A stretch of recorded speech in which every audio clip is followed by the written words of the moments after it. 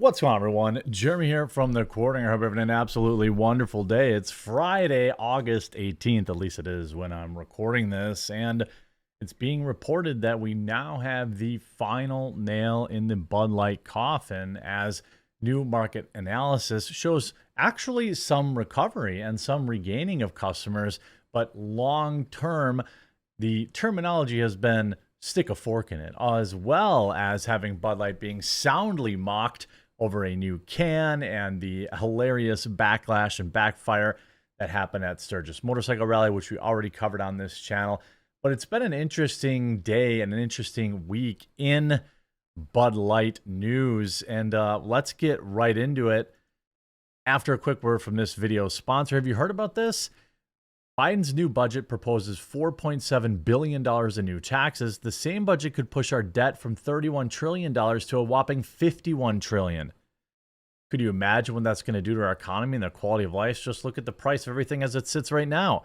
That's why it's critical to protect your savings with gold and silver before it's too late. I've partnered with the top-rated precious metal company, Goldco, because they're a great company with an amazing reputation. Right now, they're giving you up to $10,000 in free silver while supplies last. Plus, all qualified callers this week will receive a free Ronald Reagan silver coin. We've had disastrous economic policies, never-ending war, skyrocketing inflation, bank failures, and now we've got tax hikes to worry about. Visit quarteringgold.com. Visit the link in the description, quarteringgold.com, and tell them I sent you so you could get possibly your free Ronald Reagan silver coin. Now, market analysis. Analysts officially stick a fork in Bud Light's future. No recovery. If you're waiting for the big Bud Light recovery, build back better, as Joe Biden once said, you may not want to hold your breath. Turns out it ain't happening anytime soon. Quote, we assume no recovery in Bud Light this year, RBC Capital Markets analyst James Jones said in a note earlier this week via Yahoo Finance. Quote, recent data continues to show the tracked channels reached a point of stabilization at significantly lower levels for Anheuser-Busch InBev than pre-controversy, Evercore ISI analyst Robert Ottenstein added. Like Biden's Build Back Better plan, Bud Light seems destined to fail. It also appears to be crashing in epic fashion. The latest sales numbers are in, and they are rough. Bud Light sales tanked to 26.5% for the week ending August 5th, per Nielsen data. Volumes, meanwhile, crashed 29.7%, up slightly from the abysmal 29.3% drop in the week prior. Not great. Look, I think that there's a point of covering this. We've all basically, I hear you in the comment section and everywhere else that like, okay, you've said your bit. We all know what's going on with Bud Light. I don't think that it does any good to oversell it and pretend that like Bud Light's going to go out of business. That's not happening. Even with a 20-30% reduction in sales, it's still a massively profitable company. What will be curious is how the NFL season is going to affect this, as it starts in just 2 weeks. When you start looking at year-over-year numbers, because I'm sure the football season brought a spike in sales to Bud Light. The question will be, will everyone have moved on by then, or will it get worse? It's not great. It's hard to believe that we've entered the 5th month of this brew controversy, but it's even harder to believe it's still raging on as much as it is. There's staying power, and there's Bud Light boycott staying power. Who knew? Now, company spokesman for the green bottle brew, of course, Heineken, don't look now. Heineken is apparently the next beer in line to swoop in and take advantage of Bud's downfall.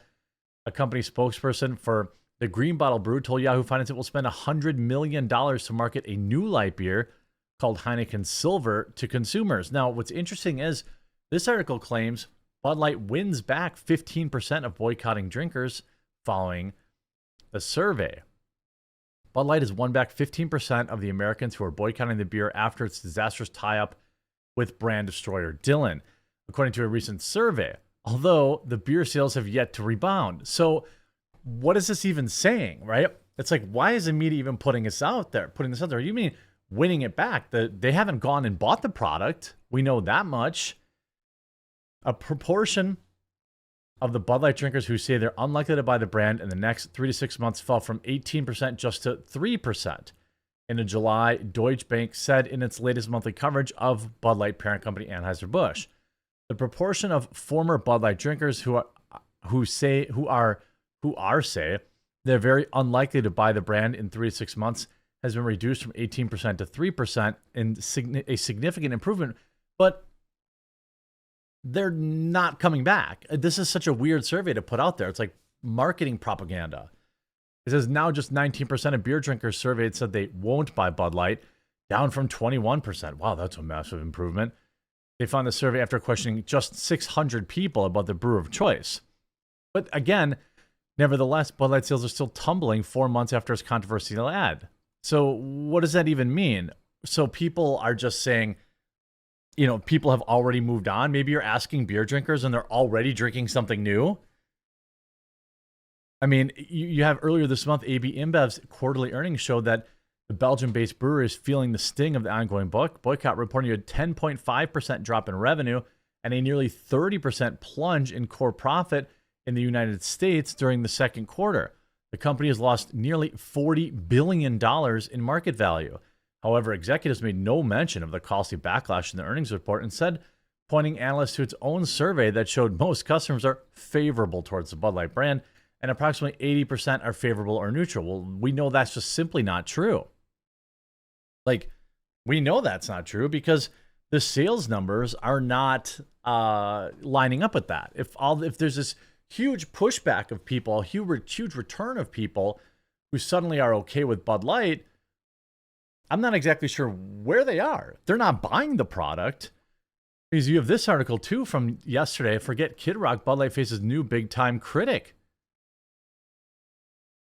Showing how strongly so there's been a popular opinion for conservatives who took issue with brand engaging with Dylan Mulvaney, of course. Country music stars like Travis Tritt, John Rich have made it clear they won't support Anheuser-Busch. Showing how strongly you oppose diversity and inclusion has become a sort of right-wing calling card, and Anheuser-Busch is not the only company affected. Target also said in a recent earnings call that its revenue was hurt by boycotts tied to the Pride Month merchandise. Walt Disney has also faced their fair share of anti-woke fallout. Their entertainment stalwart has been targeted by Florida Governor Ron DeSantis, although it's unclear whether those issues have actually caused a slight slowdown at Disney World. Well, how about the $2 billion losses on the last 13 months of Disney movies? I'd say that probably has some evidence. It's funny how people just ignore that. You see this? Speaking of a far-right media personality, Tommy Lahren podcast YouTube show, Bush made this offer. This is Billy Bush. If they don't want the brand anymore, sell it back to the Bush family. Sell it to me. I'll be the first in line to buy the brand back, and we'll make that brand great again. He said Budweiser brand is owned by Anheuser-Busch, and they're trying to talk about, Billy Bush, who sold the company many years ago. His family had the company, now wants to buy it back. Again, this guy's also in the media shilling some weird book, and he's on some reality show, so I don't take a lot of what he says very seriously. But I do look at people like Ted Cruz. This article from yesterday, from today, Ted Cruz still isn't done with his investigation into Bud Light. It took a while, but it appears Senator Ted Cruz has lost interest in complaining about the Barbie movie. The Texas Republican has, however, shifted his attention back to Bud Light. Of course, this is via MSNBC. You know you're going to have a left-wing slant here. Quote, in a press release, he wrote, following up on his oversight inquiry into details on how Anheuser-Busch marketed beer to minors through its partnership with social media influencer Dylan Mulvaney, U.S. Senate Commerce Committee ranking member Ted Cruz this week sent a letter to Anheuser-Busch InBev CEO Michael Doukeris, demanding the company direct its subsidiary to comply with the investigation. For the junior senator from Texas, however, these reactions didn't go quite far enough. While it's Cruz who wrote the Anheuser-Busch CEO a few months ago, insisting Bud Light's March Madness partnership with influencer warrants detailed oversight by Congress. I mean, now, of course, the left wing is going to gaslight and pretend like it's no big deal, but hey, Dylan's audience is kids. I mean, that's a fact. You see Budweiser's new can design mocked after motorcycle rally flop. Budweiser was once again being mocked for its attempt to support military vets after the beer brand seemed to have a terrible weekend of sales at a recent motorcycle rally. Anheuser-Busch InBev owns Budweiser and stablemate beer Bud Light. Both brands have faced ongoing national boycott over the weekend. Videos and photos emerged on social media from the annual Sturgis motorcycle rally in South Dakota. The footage allegedly showed almost nobody. Allegedly, you can just watch it and see that. buying Budweiser beer from a branded tent. Newsweek has been unable to verify the video. What do you mean? You just look at it. You can see there's nobody there. It's not like he used some sort of editing thing to edit people out. Budweiser and its local distributor Quality Brands of the Black Hills were official beer sponsors of the 83rd Rally. As part of the deal, two companies provide custom Sturgis and Budweiser signage, but also give mutual donations to local charities to raise money for the Black Hills area. Following the reported flop, Budweiser took to social media site X, formerly known as Twitter, to promote its camo cans. New cans, same support for our nation's veterans. Our camo cans are now available nationwide, the company wrote.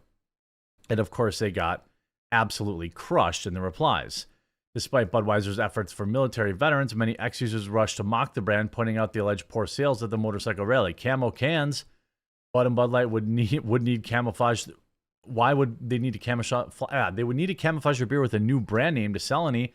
The Sturgis Pavilion disaster hopefully wakes some people up in Belgium to their failures. Another added, is the CEO and marketing VP of Bud Light still employed? If the answer is yes, then I will continue to support the boycott of Bud Light and all AB brands. The third commented, would have been a power move if BBD Budweiser before Dylan. Now it looks like you're trying too hard to get the consumers back. That for yourself said, and we're trying to get away from too fratty. So it looks like everything is, you see this is nearly 20% of beer drinkers still won't buy Bud Light. That's from yesterday. This is still a national boycott that's being very, very effective. I'm absolutely here for it. I hope you enjoyed this video. If you did, please do leave a like on it, and we'll talk to you again real soon.